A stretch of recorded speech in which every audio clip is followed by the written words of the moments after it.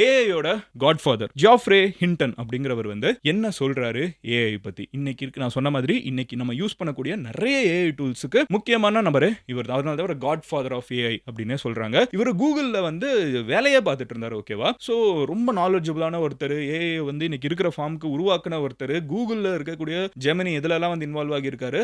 அவர் வந்து before few months அவர் வேலையில இருந்தே குவிட் பண்ணிட்டாரு. ஏன் தெரியுமா? இதுக்குள்ள நிறைய பிரச்சனைகள் இருக்குது ஆர்டிஃபிஷியல் இன்டெலிஜென்ஸை பத்தி. ஆனா அவர் ஒரு எம்ப்ளாயியா, கூகுளோட எம்ப்ளாயியா இருந்துகிட்டு அதை பத்தி அவர் வெளியே பேச முடியாது. பட் உலகத்துக்கு நான் இதை சொல்ல ஆரம்பிக்கணும், தயவு செஞ்சு எல்லாரும் எந்திரிங்க அப்படின்னு சொல்லிட்டு, வேக் அப் அப்படின்னு சொல்லிட்டு அவர் சொன்ன 15 பாயிண்ட்ஸ் என்னன்னா, அவர் சொல்ற ஃபர்ஸ்ட் விஷயம் என்ன அப்படின்னு பாத்தீங்கன்னா, உங்களோட வேலை வந்து ரொட்டீனா யோசிக்கக்கூடிய வேலையா இருந்துச்சுன்னா உங்களோட வேலை சீக்கிரமா போயிடுங்கிறாரு. புரியல? ஃபார் எக்ஸாம்பிள், நீங்க ஒரு சிஏ இன்டர்னா இருக்கலாம், ஆர் டேட்டா என்ட்ரி வேலை பார்க்கலாம், ஆர் ஒரு பிபிஓல ஒர்க் பண்ணலாம். இந்த ஒர்க்லாம் பண்ணிட்டு இருக்கவங்க நிறைய பேருக்கு ஒரு ரிஸ்க் இருக்குது. ஏன்னா ஏஐ அவங்கள ரீப்ளேஸ் பண்ணிடும் ரொம்ப சீக்கிரமா அப்படின்னு சொல்றாரு. which means அவங்க வேலையில இருந்து அனுப்பப்படுவாங்க. ப்ராபபிலி இந்த வேலையில இருக்கிற நிறைய பேர் வந்து கொஞ்சம் கொஞ்சமா ஏஐ உங்களுக்கு காம்படிஷனா வர்றதை நீங்களே ஃபீல் பண்ண ஆரம்பிச்சிருப்பீங்க. அண்ட் அடுத்த ஃபியூ இயர்ஸ்ல இது 100% நடந்துரும் அப்படின்னு நான் சொல்லலங்க. ஜாஃப்ரே ஹிண்டன், தி காட்ஃபாதர் ஆஃப் ஏஐ வந்து சொல்லியிருக்காரு. ரெண்டாவது விஷயம் என்ன அப்படின்னு பாத்தீங்கன்னா, அதை தாண்டி மெயின் ஸ்ட்ரீமா இன்னைக்கு நம்ம வந்து பயங்கரமா செலிப்ரேட் பண்ணக்கூடிய, நல்லா சம்பாதிக்கக்கூடிய ஒர்க் இருக்குல்ல. ஃபார் எக்ஸாம்பிள், ஒரு கோட் பண்ண வேண்டிய வேலையா இருக்கும், கோடிங் பண்ண வேண்டிய ஒரு வேலையா இருக்கட்டும், ஆர் அந்த மாதிரி வந்து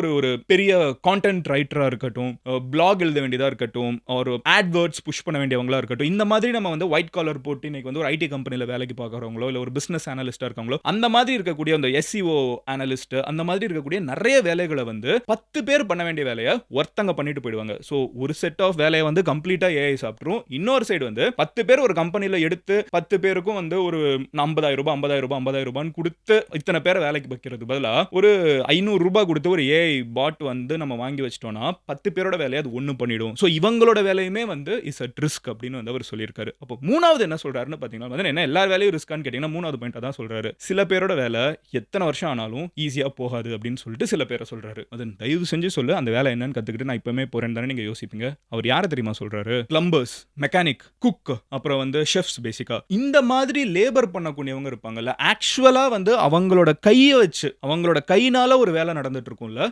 ஒரு வெல்டு பண்ணணுங்கிறவங்களுக்கு வந்து அவங்க கை தான் மூலதனம். கரெக்டா? அவங்க அதை வச்சு தான் வேலை செய்யணும். கரெக்டா? ஒரு ஷெஃப்க்கு வந்து அந்த அவரோட ஃப்ளேவர்னு ஒன்று இருக்குது, அது ஏஐ வந்து கம்ப்ளீட்டா ரீப்ளேஸ் பண்ண முடியாது. ஸோ இந்த மாதிரி ஹார்ட் லேபர், ஆக்சுவலா வேர்வை சிந்தி வேலை பார்க்கக்கூடிய எல்லா வேலைகளும் ரொம்ப நாளுக்கு இன்னும் இருக்கும். ஏஐனால அதை ரீப்ளேஸ் பண்ண முடியாது. ஆனால் இவங்க எல்லாத்தையும் இன்னைக்கு நம்ம அதிகமா நம்ம வந்து பே பண்ணக்கூடிய நிறைய வேலைகளை தூக்கிட்டு இன்னைக்கு வந்து நம்ம பெருசா பே பண்ணாத நிறைய வேலைகள் இருக்குல்ல, ஆனா அதுதான் வந்து ரொம்ப நாளுக்கு இன்னும் இருக்கும். ஏன்னா ஏஐனால அந்த ஹியூமன் டச்சை கொண்டு வரவே முடியாது அப்படின்னு வந்து அவர் சொல்றாரு.